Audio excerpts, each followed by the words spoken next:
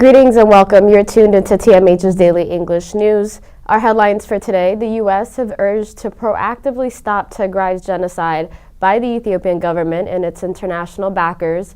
Ethiopia reiterates conditions for its cooperation with the UN Commissions of Inquiry, and the president of MSF Spain calls her recent visit to Ethiopia a great disappointment. As we move on to our main updates, while the Russian invasion of Ukraine has captured global headlines, the world's deadliest conflict right now is taking place in Ethiopia's Tigray region, and no one seems to know about it. Temnit Bayru has more on this report by Trinity Broadcasting Network, which highlights the foreign actors involved in the Horn of Africa's and the urgent need for the U.S. to act immediately. Let's take a listen. A group of leading researchers recently estimated that up to 500,000 people have been killed in a brutal civil war that began just under 2 years ago in Tigray, the country's northernmost region. Trinity Broadcasting Network program called Centerpoint reported that some of these killings amounted to genocide. We know that more than 40 churches have been destroyed. We know that in one massacre alone, 78 priests were killed. In just one massacre. And there have been dozens and dozens of massacres that have happened in Tigray, and mostly at churches and on religious holidays. There's a church called St. Mary's Mariam Dingale Church where 20 Sunday school children were killed. 20. Melita Burhana Mescal is a Tigrayan American activist and business owner based in Denver. She still has family in the northern region of Tigray, which has been the target of a brutal campaign by the Ethiopian federal government and its allies, including Eritrea. Where I'm from, my hometown in Aksum, Aksum is a very holy, sacred town. There was a massacre at St. Mary's Church there where more than 700 Tigrayans were killed on a religious holiday. Food shortage coupled with the blockade has made the situation in Tigray even more dire. You have referred to this as genocide, yet many people watching right now have probably not heard about this. What's going on in Ethiopia right now? Why do you think more people, especially Christians, the body of Christ around the world, are not aware of what's happening on the ground in Ethiopia right now? First of all, there's a complete blackout on the region. All the services have been cut to the people of Tigray. More than 7 million people have not had access to their bank accounts for 19 months. They have not had running water in the state, no electricity, no internet. So we're not able to get their stories. We're talking about 7 million people who don't have access to even food. When the federal and federally aligned soldiers came into Tigray, they burned farmlands. Tigrayans are farmers. Their farmlands were burned. The prime minister will not allow food aid to come into Tigray.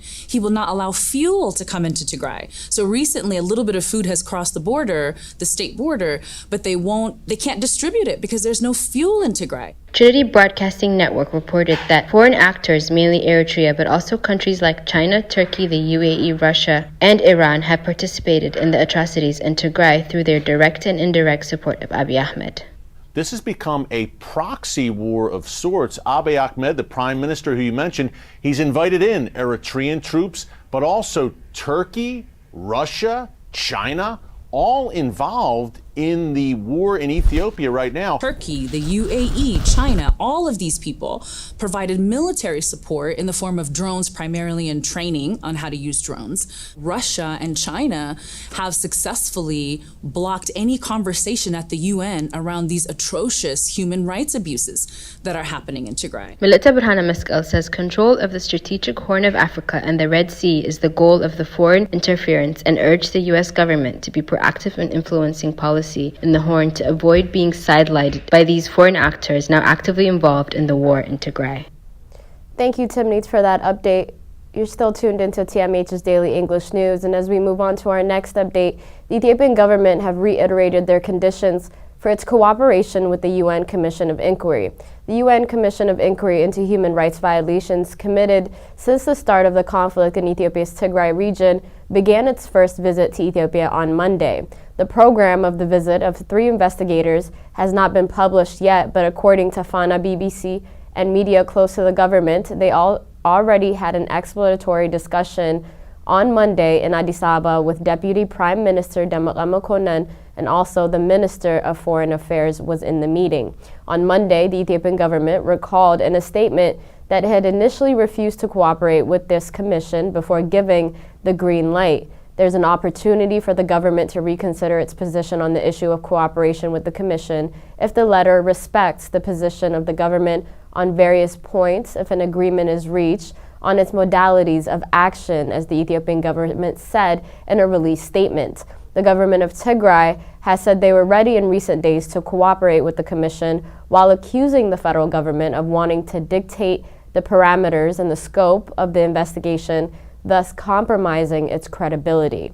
The commission, made up of 3 experts, the Kenyan, American, and Sri Lankan, was created in December of 2021 for a period of 1 year, renewable by the United Nations Human Rights Council.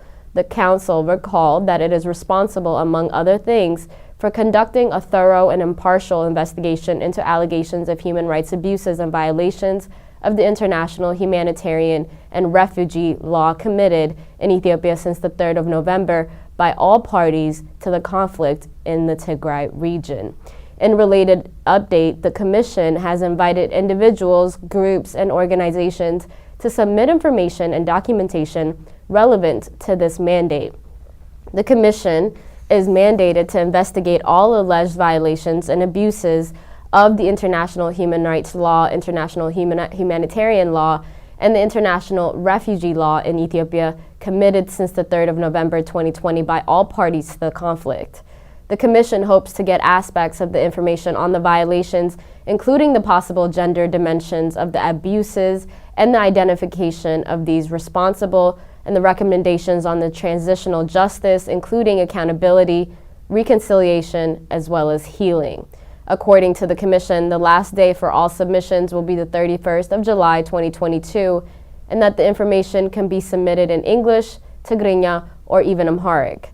The Commission said it attaches the utmost importance to protection of sources, notably concerning the respect for confidentiality and do no harm principle. The Commission stressed that it will disclose the identity of cooperating persons strictly subject to their informed consent and will use the information provided by them in accordance with their stated wishes when providing so. As we move on to our next update, Russian Foreign Minister Sergei Lavrov in Ethiopia in his last leg of his tour of Africa. The Russian Foreign Minister Sergei Lavrov arrived on Tuesday and held talks today with Ethiopian counterpart Demak Amakonnen. The top diplomat visits Ethiopia on the last leg of his tour of Africa. From Ethiopia, he will travel to Tashkent, Uzbekistan, and Shanghai Cooperation Organization Council of Foreign Minister. Lavrov's foreign nation tour of Africa is aimed at countering West African criticism of Russia's invasion of Ukraine, and the Western nations blame the invasion for worsening food shortage and record drought-stricken East Africa, including Ethiopia, but Ethiopia has also been under Western pressure over its war with the Tigrayan forces. Ethiopia's relation with the West have soared, and aimed accusations of human rights abuses within the Tigray conflict, and Russia's presence in Ethiopia is scant compared to other countries. It does not have a large aid footprint like the U.S., nor does it invest heavily in infrastructures as the Chinese seem to do often. The two countries have a strong diplomatic partnership. Since the Tigray war started in November 2020, Russia has shielded Ethiopia at the United Nations Security Council by insisting meetings be held behind closed doors, using its veto to block statements condemning abuses in Tigray by Ethiopian forces. Last year, as the Tigray war continued, Russia, a security partnership with Ethiopia, the deal raised eyebrows among the Western diplomats whose countries completely suspended aid to the region. Ethiopia abstained from voting on the UN resolution condemning Russia's invasion of Ukraine in March, and according to some observers, the Lavrov visit to Ethiopia at the time when the U.S. Special Envoy is undertaking a mission to the Horn of Africa shows the contest of the sphere of influence within the region between the international rivals, and is set to further complicate the already dire crisis that's taking place within those two countries.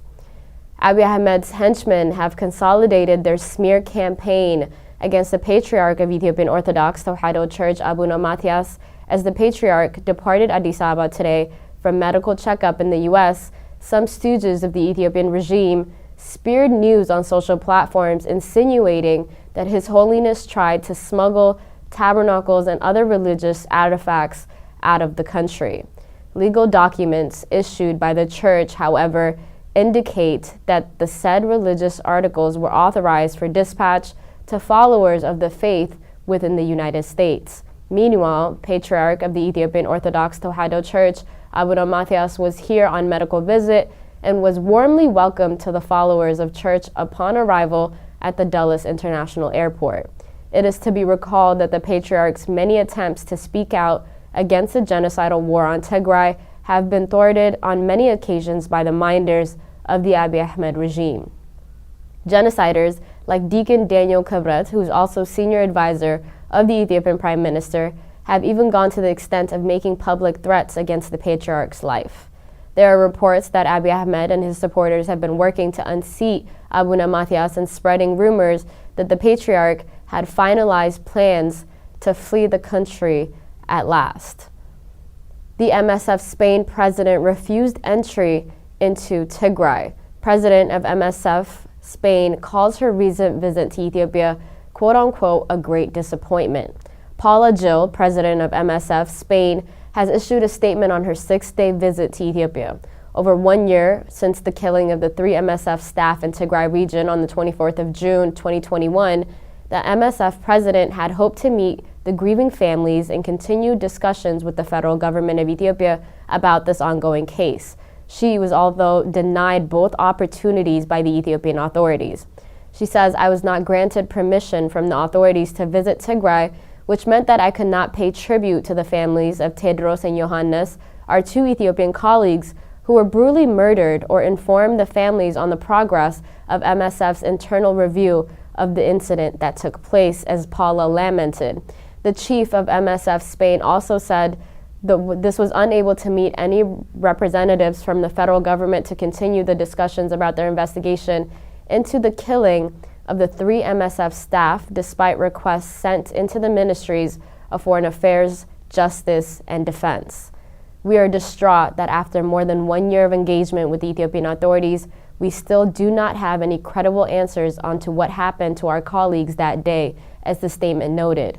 Paula said her visit was intended to be a decisive step in MSF's engagement with the federal government of Ethiopia, adding that it is now time to reflect on the next few steps. She vowed that MSF will continue and keep pursuing accountability for the killings of its staff using all possible means and avenues, and the president of MSF said that she is extremely concerned by the dire situation faced by the populations without access to the life-saving medical services in Tigray after 20 months of conflict, and now coupled with the rising food insecurity as well as all of the malnutrition that's affected all of the region of Tigray. The Union of Tigrayans in North America has called on the international community to take action to end the siege and the blockade imposed on the people of Tigray currently. UTNA issued a declaration following the successful completion of its 48th Congress held from the 11th to the 16th July 2022 in Hanover, Maryland, and UTNA particularly called on the UN and concerned countries and international institutions to bring an end to the siege and blockade that has run for nearly 2 years, to put pressure on the Ethiopian government to finally release tens of thousands of Tigrayans who are currently languishing in prisons and concentration camps based on their identity alone. It also urged these bodies to work towards bringing perpetrators of the untold violations of human rights and humanitarian law to justice, as the Union of Tigrayans in North America calls on the government of Tigray and the Tigray Defense Force to take concrete steps to break this ongoing siege and blockade. UTNA expressed its readiness to stand on the side of the people and the government of Tigray and the Tigray Defense Force until the interests and the aspirations of the people are realized through a referendum. Our final update for today: the U.S. is urging its citizens in Ethiopia who are out of status to register with the closest Immigration and Citizenship Services office immediately. An alert of the U.S. government indicated that the U.S. Embassy in Addis Ababa is unable to intervene in immigration issue and advised U.S. citizens to avoid any disruption to their travel. It cautioned them to carry a copy of their visa or residence permit with them at all times, and the government of Ethiopia has announced that it requires foreign citizens within Ethiopia who are out of status that with their expired visa or expired residence permit or lacking a visa or residence permit to register immediately with the Immigration and the Citizenship Service Office by the 1st of August 2022, which is just 2 weeks away. That concludes our news for today. Thank you so much for tuning in. Bye-bye.